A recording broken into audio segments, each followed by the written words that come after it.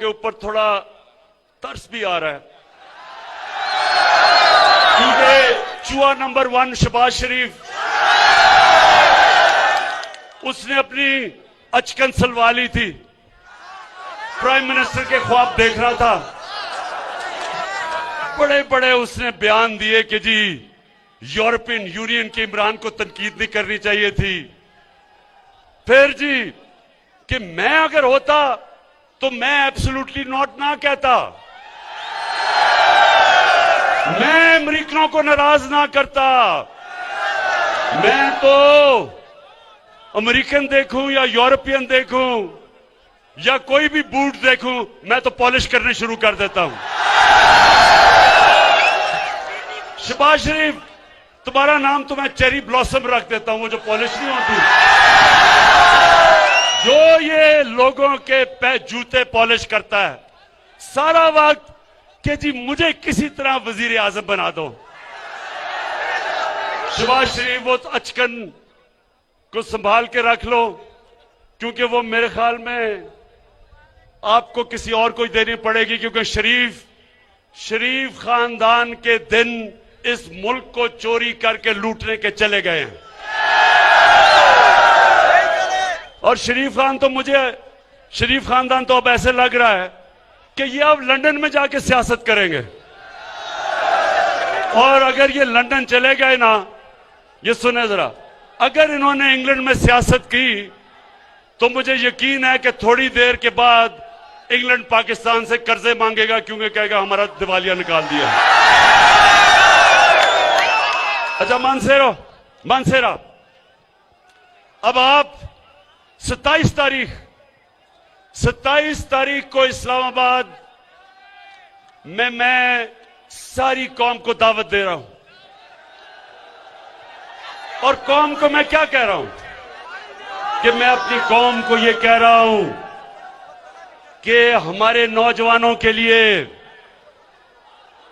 मैं बड़ों को कह रहा हूं अपने बच्चों के लिए, अपनी आने वाली नस्लों के लिए, आपने सिर्फ निकल के इन चूहों को यह बताना है कि पाकिस्तान की कौम अमर बिल मारूफ के साथ खड़ी है, हम सच्चाई के साथ, हम अच्छाई के साथ खड़े हैं, और हम तुम्हारे जैसे लोग जो लोगों के ज़मीर के सौदे करते हैं, मुल्क की जमहूरियत को तबाह करते हैं, मुल्क के निजाम को तबाह करते हैं, तुम वो लोग हो जो अपनी चोरी बचाने के लिए इस मुल्क के मुस्तकबिल को तबाह करते हो।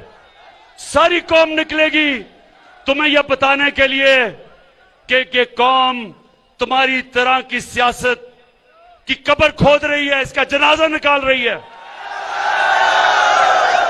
और इंशाअल्लाह इनकी जनाजे के ऊपर एक नया पाकिस्तान खड़ा हो रहा है। वो पाकिस्तान जो जिसकी वजह से यह मुल्क बना था, जिसकी वजह से कायदे आजम ने जद्दोजहद की थी, जो इलामा इकबाल की ख्वाब थी कि हमने एक मिसाल बनना है सारी मुसलमान दुनिया में, एक वो निजाम लेके आना है जो इंशाअल्लाह इस मुल्क को एक अजीम कौम बनाएगा। किसी आदमी, कोई पॉलिटिशियन जो अवाम का पैसा चोरी करता है, जिस पॉलिटिशियन के मकसूद चपड़ासी के अकाउंट में 375 करोड़ रुपए आ जाता है,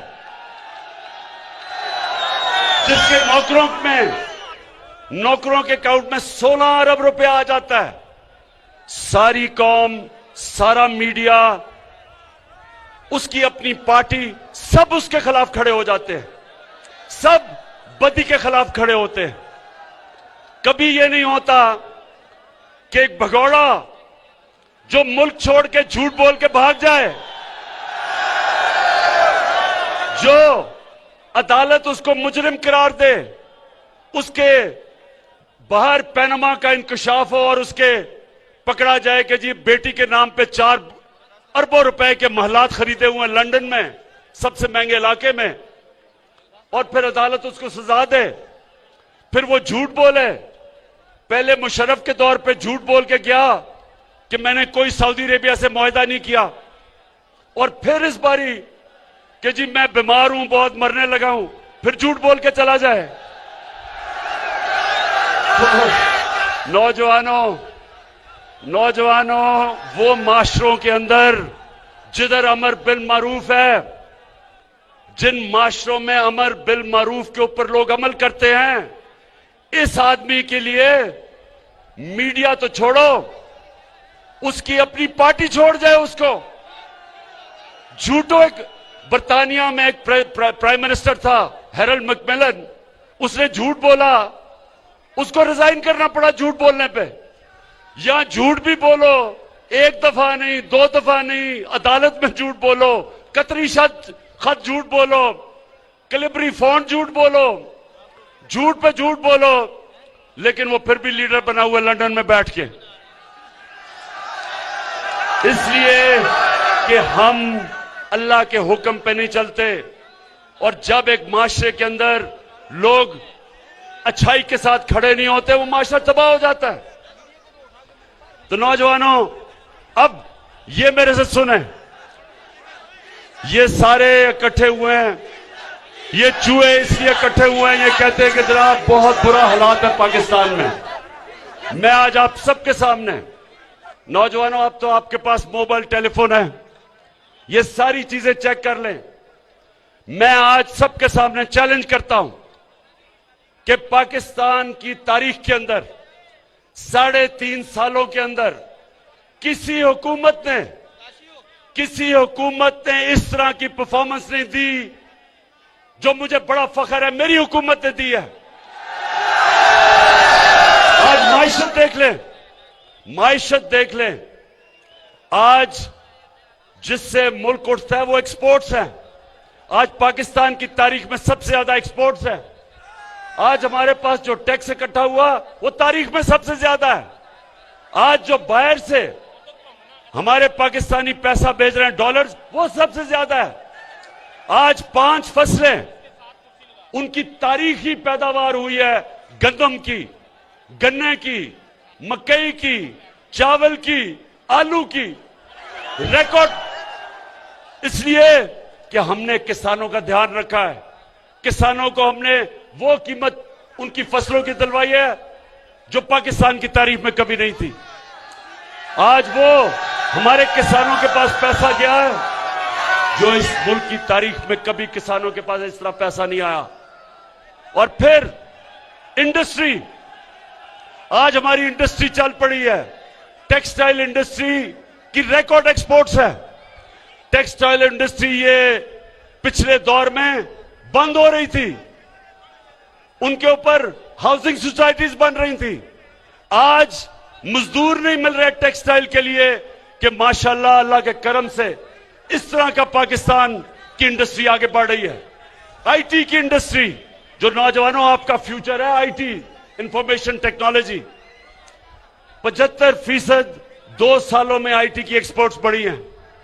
और इंशाल्लाह जो हम आगे देख रहे हैं, सिर्फ आईटी उठा देगी इस मुल्क को।